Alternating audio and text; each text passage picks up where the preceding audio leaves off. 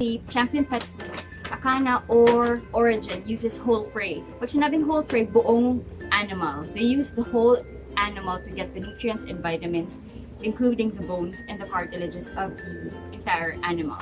Normally, when you see naman meal, like I said, ito nga nakasulat dito, lamb meal. Anong difference ng lamb meal versus lamb meat or chicken meal versus chicken meat? Now, hey guys, once again, welcome back for today. You're in for a treat because as promised, I will give you a great pet care tip for today. And also, I really want to apologize because I haven't been uploading videos for I think for about 2 months now because my pet cat, there's my pet cat right there. Hi, yes. Oh, I just fed you. Are you hungry? My pet cat has gone through a lot. He went through a surgery and Atlas is also sick. He has been going in and out of the vet, but everything is more manageable now. They are still both under meds and recovering, so please pray with me so at least they can, recover and everything hopefully goes back to normal, and at least, I can film more videos and more pet care tips for you guys. So as you can see, I have 3 pet food brands right here with me. I tried to acquire Taste of the Wild, but I couldn't get a smaller bag. So I have Acana here, Vitality, and Holistic, because I think these 3 brands are one of the most availed pet food brands out there.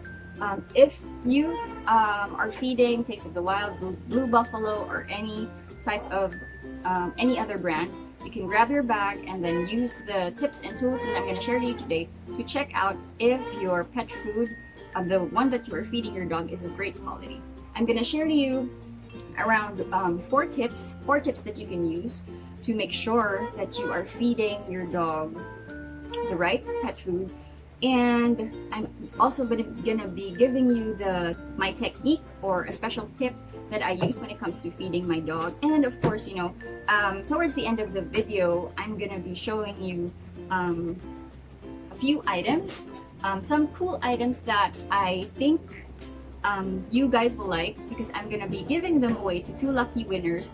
So, meron po tayong pa-raffle. So, I'm gonna be having a raffle and I'm gonna draw 2 names, 2 lucky winners, and towards the end of the video, I'm gonna show you these cool items that I'm planning to give away. So, without further ado, let's start. So, for tip number 1, you try looking for quality seals, or you can also try finding the AAFCO nutritional adequacy statement. Now, for example, this dog food here, this is Vitality. Now, Vitality Value Meal Dog Food for Adults. As you can see, there is a certification here. Meron siyang certification. If you can see, it says that it's HACCP certified. HACCP certified, meron din po siya sa likod at the back. Now, HACCP actually stands for Hazard Analysis and Critical Control Point. It's actually an internationally recognized management system where they focus mainly on the sanitation of pet foods and the way they manufacture the pet food. They actually try to identify and then manage at the same time different possible hazards when it comes to manufacturing your foods. When you see an HACCP certification or seal, chances are that specific pet food is of great quality, and also I mentioned earlier, you can also try finding the AAFCO nutritional adequacy statement. Now, what is that, or what does that mean? So for those of you who are not aware, or for those of you who don't know, the AAFCO actually stands for the Association for American Feeding Control Officials. Actually, AAFCO is an organization wherein they're the ones who sets the standards when it comes to making a well-balanced or nutritional pet food for your pets. The FDA actually works hand in hand with AAFCO, and they use their baseline since they have the authority to help regulate these pet food companies when it comes to manufacturing their food. Now you can claim easily put an AAFCO claim or a statement in your pet food if you fall under two things. First thing is that you meet or safely exceed one of the nutritional profiles that AAFCO has. They have profiles for adult maintenance, and they also have profile for growth and reproduction. Now these profiles, ano ba yung mga profiles na yun? Yung profiles na yun, like for example, the adult profile has a listed ingredients for all the vitamins and nutrients that an adult pet food should contain, and the recommended level. So if you meet all the lists, if all of those lists are inside the pet food with the recommended level, yung parang how much that specific nutrient should be inside the dog food, then you can easily claim the AAFCO nutrition adequacy statement. Now, where can you find it? Usually, you can find the AAFCO nutritional adequacy statement at the back part. So for here, it is medyo maliit siya. Nakikita mo siya. So, it's normally here. Ito po siya. Blurred. And ito po siya. It's normally near the nutritional analysis or guaranteed analysis sa likod po ng pet food. So it says here that Value Meal, it says the brand, Value Meal meets and safely exceeds all Association of American Feed Control Officials or AAFCO nutrient specifications. Now for the Acana brand, they also have it here at the back. Medyo maliit lang, medyo challenging pag tinatry nyo siyang hanapin, but it's there.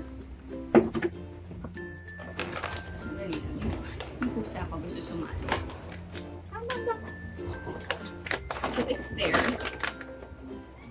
So it says here that formulated to meet the nutritional levels established by the AAFCO dog food nutrient profiles for all life stages. So ito po siya nakasulat.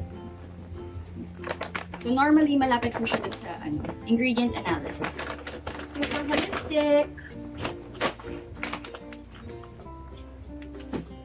yung sa holistic medyo malaki. Yan. Medyo malaki siya, yung naka-red. So try if you can find, by the way, the AAFCO Nutritional Adequacy Statement, it's not a certification or a seal. It's just basically a claim. If you can find it in the pet food packaging, it's most likely inside their website. So ito nakalagay, holistic recipe, adult lamb meal and rice is formulated to meet the nutritional levels established by the AAFCO dog food nutrient profiles for maintenance of adult dogs. Nakasulat po siya dyan. All 3 bags, meron po silang AAFCO claim that you can find. So, disclaimer lang, please don't use my first tip. Kasi makakita kayo nung HACCP, tapos, or nung AAFCO statement. Please don't use this as the single or main reason why you're buying a specific, brand of pet food. Kasi that doesn't actually guarantee na maganda yung ingredients nung nasa bag. So you really have to check out the ingredient list. So, by the way, I'm gonna share to you later on why I chose these 3 bags here. Now, my tip number 2 is that you focus on the ingredients.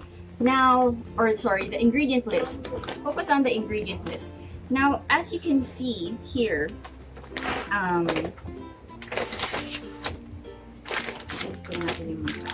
normally, since AAFCO is the one who sets the standard when it comes to pet food labeling, one of the requirements is that they should put the ingredients in a way. They should put the ingredients in a way that it is arranged from greatest to least. So, usually the top 5 ingredients at the top most part usually composes of the at least 80% of the bag na. So, normally, if you are trying to find a specific ingredient, let's say, for example, a cranberry. Hanapin nyo yung cranberry inside the ingredient list. Kasi since it is arranged from greatest to least, when you see an ingredient all the way at the bottom, or, I mean, the lower part it is written in the ingredient list, meaning the lesser it is, the lesser there is, it is in the bag. So, normally kasi, I have been, I tried going out and then I tried reviewing most of the pet food na binibenta at the supermarket or at the pet stores. Ang hirap, lalo na when you have no idea when it comes to choosing. Kasi ako before, lalo na nung bago pa, wala naman akong alam pa masyado. Hindi pa ako masyado nag-research. So, syempre, bili ka lang ng bili pag maganda yung packaging. Normally, you would often see a lot of meat na malalaki dun sa packaging nila. Or, merong mga fruits or mga vegetables. But then again, when you look at the ingredient list, makikita nyo siya all the way at the bottom. So, sobrang, it's kind of misleading actually. So, the reason behind why I chose these three brands, itong Holistic Recipe, itong Vitality, itong Acana, it's because the way it is labeled and the way it is packaged, it is very honest. Hindi sila misleading. So, that's what we like. That's what I like when it comes to buying the pet food, kasi hindi sila alam mo yun, masyadong with the branding. Minsan kasi nadadala tayo kapag nakikita mo, meron agad na malaking chicken sa harap, or may malaking pork or meat, or may malaking vegetables. Ito, it's very, very honest. So that's what I like about the 3 bags. Now, for my tip number 3, since I already mentioned, diba, that the ingredient list is arranged. Lahat po yan, yung ingredient list ng all 3 bags, it is arranged from greatest to least. Especially, the Acana bag, makikita nyo to. Kasi they're very, they're very transparent talaga. Nakalagay. Kasi most pet foods, makikita nyo ingredient list lang, like this. Basically, puro ingredients lang siya. Like this, puro ingredients lang talaga siya. With Acana kasi, makikita nyo talaga yung percentage per ingredient. Kasi it actually says there na, ayan, nakalagay dito, chicken meal, 25%, nakalagay dyan, steel cut oats, 23%, fresh chicken meat. Nakalagay talaga yung percentages per ingredient list. So, di ba, very, they really don't have to hide anything kasi nga, nakasulat naman eh. So, very, very honest. So, my tip number 3, actually, if you do find the salt in the ingredient list, now, you can use the salt as a marker when it comes to choosing the right pet food brand or buying the right pet food brand for your pets. Now, try finding it. Now, some of the pet foods kasi they really don't contain salt, which is good. Like here, yung Vitality, actually it says here that no salt added. Nakalagay talaga sa likod ng bag. No salt added. So basically, hindi mo na siya makikita sa ingredient list, which is good. But for some pet foods like this one, itong Holistic Recipe, you're gonna find the salt here. Yan. So, ang tagal. Saan ko nakita yan? So, ayun yung salt. So basically, that's salt. So, once you find the salt in the pet food, usually as per AAFCO, the salt shouldn't be more than 1%. Yun yung recommended level. It's always less than 1% in the bag. So when you find the salt, since you already know that the ingredient list is arranged from greatest to least, once you find the salt in the bag, you can actually use that as a marker. So alam nyo na less than 1% yung salt. And then also, alam nyo na yung ingredient list is arranged from greatest to least. Now, all the ingredients underneath the salt, pababa, definitely is less than 1%. So if you are trying to find a specific ingredient, like spinach or kale, or normally naglalagay sila ng mga kung ano-ano, blueberries, mga ganyan. Normally nakikita niya siya towards the bottom part of the bag. So, at least, diba, now you know you can use that. We also call that, you know, yun nga, as a the salt divider test. So, for my tip number 4 is that you should know your ingredient list. So, ngayon kasi, yung mga pet food companies, pet food manufacturers, medyo ang hirap mag-decipher ng ingredient list kasi, like for example, one pet food company uses chicken, and then one pet food company uses chicken meal, and then another pet food company uses chicken byproducts. So, are all these three, is it one and the same? No, it's not. Magkaiba po yun. Hindi porket nakita ka ng chicken byproduct, nakita ka ng chicken meal, nakita ka ng anything with chicken there, isipin mo na agad na it's fresh chicken. It's not. Now, my tip for you is, yun nga, I'm gonna help you decipher yung difference between the three. Or for example, if you nakita nyo turkey, nakalagay fresh turkey. Minsan may nakalagay turkey meal. Minsan may nakalagay turkey byproducts. May ganon.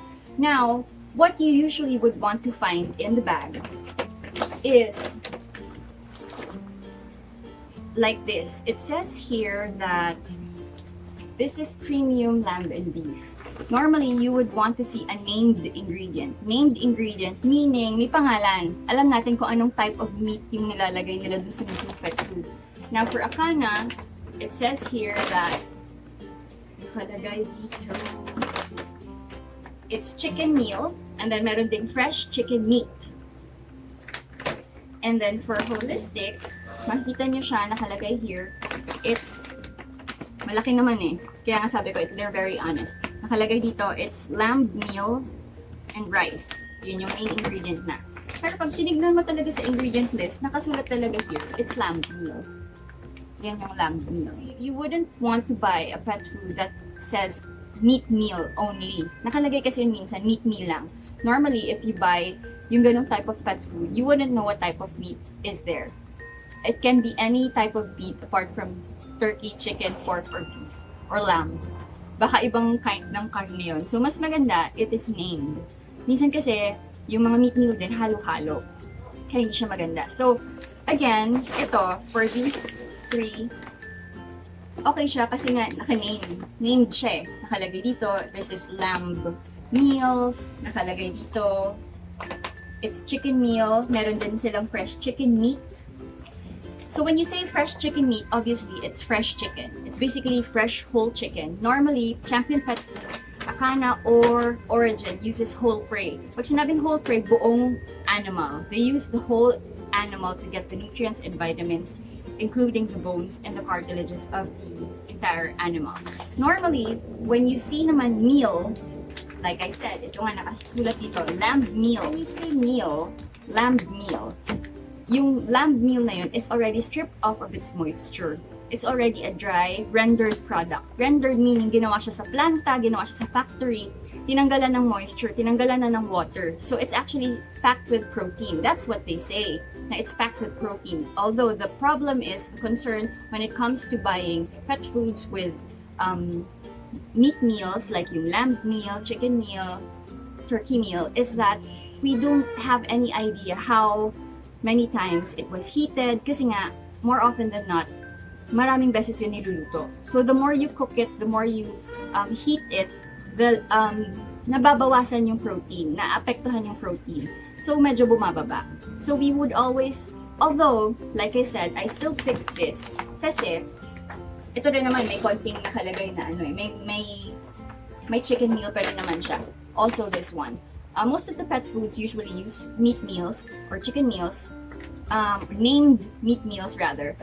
The greater or the better ones, the better qualities. Kasi it's not the best. It's not the best ingredient, pero okay lang. It's okay.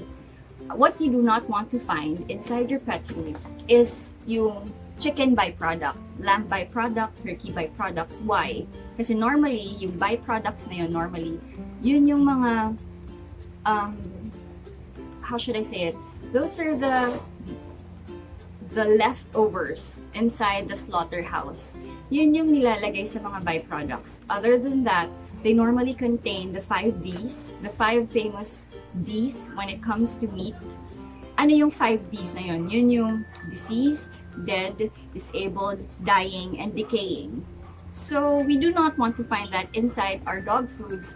So, you really have to go through the ingredient list, try to find kung may makita kayong byproduct dyan. Ayaw natin yun. Or normally, they would also use poultry byproducts. Poultry byproducts naman, those are undeveloped eggs. Yun yung mga laman nun.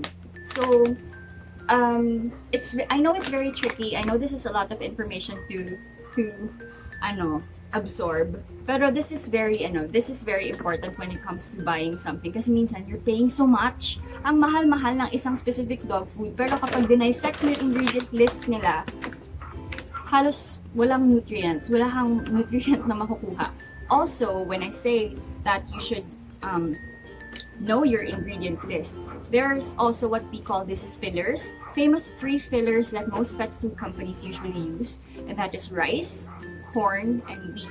So normally, when you find these 3 things, okay lang naman na makita siya in the top 5 kasi nga, fillers nga siya. Ginagamit talaga siya most of the pet food companies. Although, Champion Pet Foods, they do not use rice or any type of grain kasi non-grain po ito.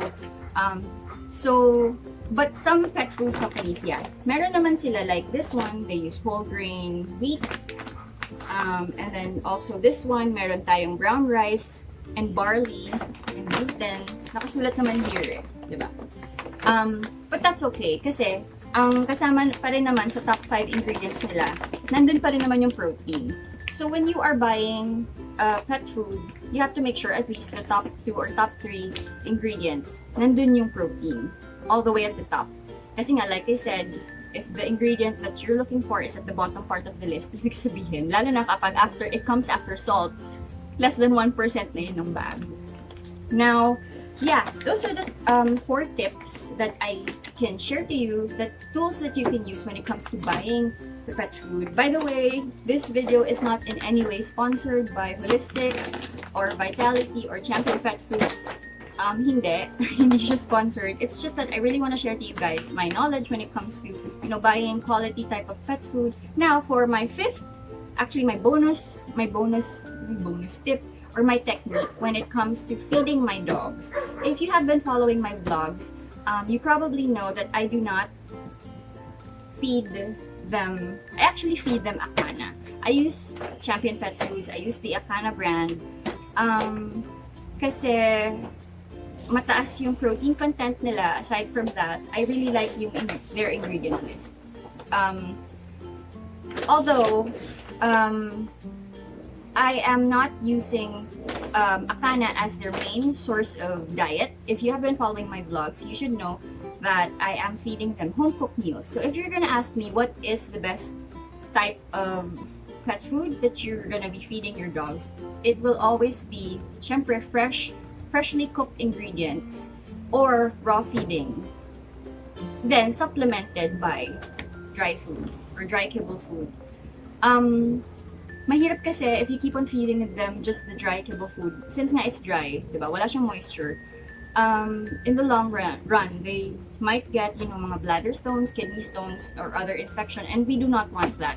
That's why I feed them this towards as a snack late in the afternoon. Pero yung main meal talaga nila is fresh cooked meal.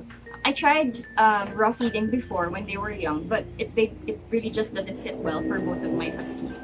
So I transitioned to cooking fresh ingredients or fresh food for them.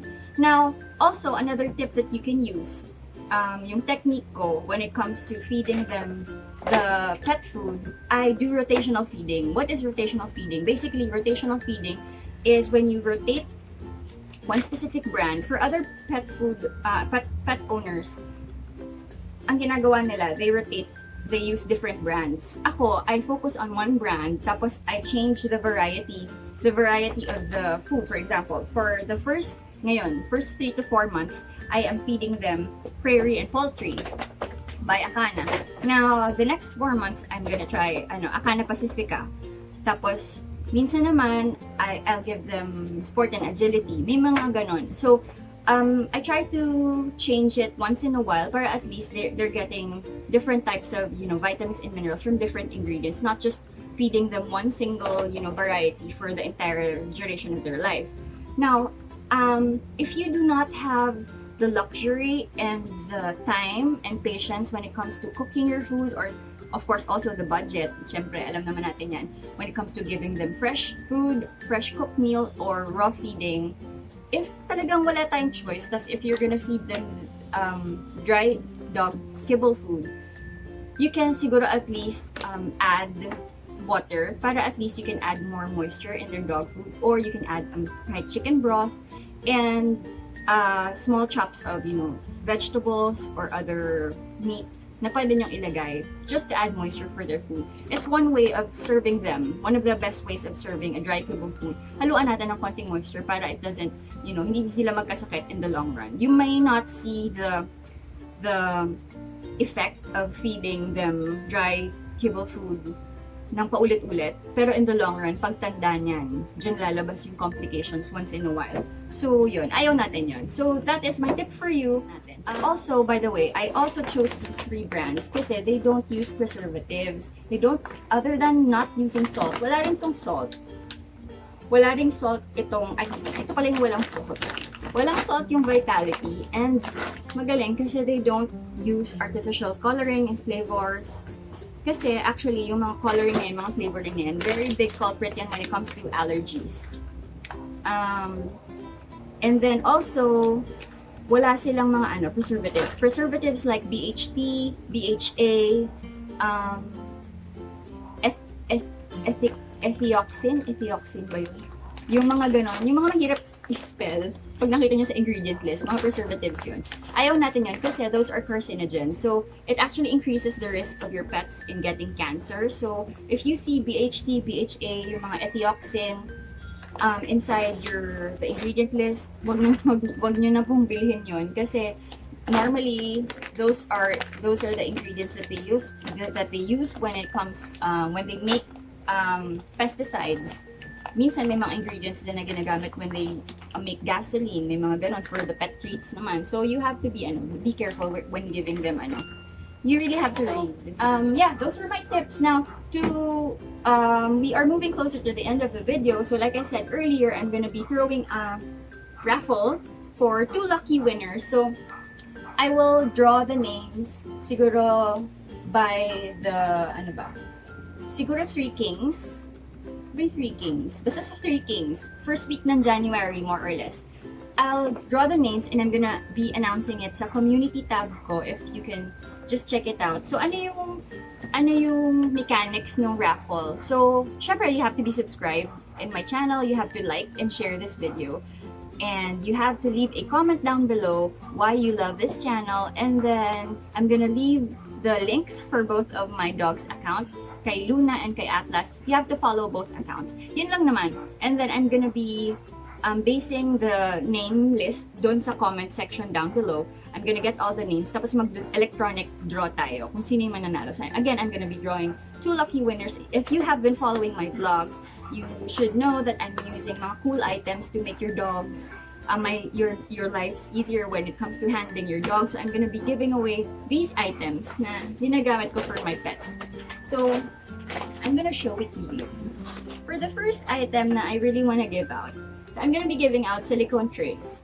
These are really great kasi I also do natural treats for my dog. So nilalagyan lang to ng mga you can use coconut oil, you can use yogurt, and then fresh fruits. You can just pop it in the freezer. Tapos pag tumigas siya, madali na siyang ibigay sa pets. Yeah. Very cool. So, I'm gonna be giving away 2 sets of this. And then, I have these. These are self-adhesive bandages. So, this comes really useful kasi nga wala siya yung mga metal na nilalagay. So, it kind of looks like this. Yan siya. Yan po siya. So, wala siyang tape, wala siyang pandikit, which hurts yung balat ng dogs natin or yung mga coat, diba dumidikit, tapos pag hinila, masakit. So, ito, pag nilapat mo siyang ganyan, kusa siyang dumidikit. Ayan, kusa siyang dumidikit. Also, this is waterproof. So I'm gonna be giving away a 3-inch self-adhesive waterproof bandage. Meron din akong 1-inch. Yan. So, very useful and very cool products. So also, since you know that I am a believer of giving, yun nga, since my mission is to promote responsible pet ownership and pet health, I'm gonna be giving away these treats. These are natural treats for your pets. Natural siya, as in actually human grade to, pwede kainin ng tao. Wala siyang preservatives, walang anything else. So, this is freshly made. So, I'm gonna be giving away 2 of this, and I have these. I have 2 sets of these. These are waterproof blankets. So, if you have pets who are currently nursing, or meron sakit, or yung mga whelping dogs, pregnant dogs, very useful kasi waterproof po ito. So, to avoid mga accidents. So, I'm gonna be giving away 2 blankets. This one, this is the very famous lick pad. Ganito po yung itsura niya. Harap, tas likod.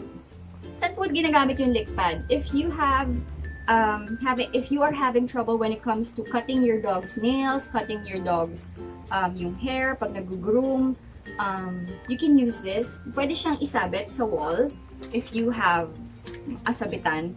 Or if not, you can just put it on the floor, tas you can put a slab of peanut butter, tapos kakainin na yun ng dog mo, tas wala na, nakalimutan niya na yung kahit na ano. Pwede mo na siyang gupitan, pwede mo na gawin kahit na ano sa kanya, nang hindi siya maglilikot.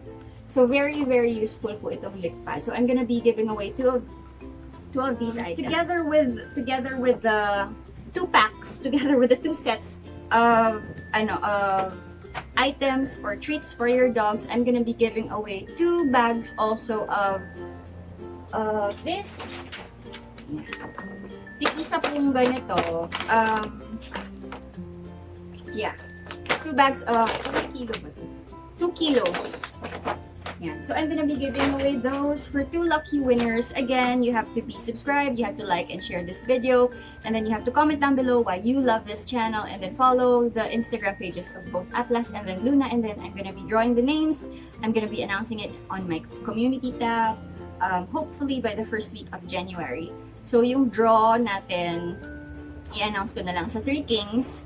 Check na lang natin sa calendar, i-google tayo kung kailan yung 3 Kings. Doon ako mag-draw and I'm gonna announce. Tapos hopefully I can ship these out within Philippines. Yun po, yung makakasali sa Raffle. So within Philippines lang po tayo. So I guess that's it.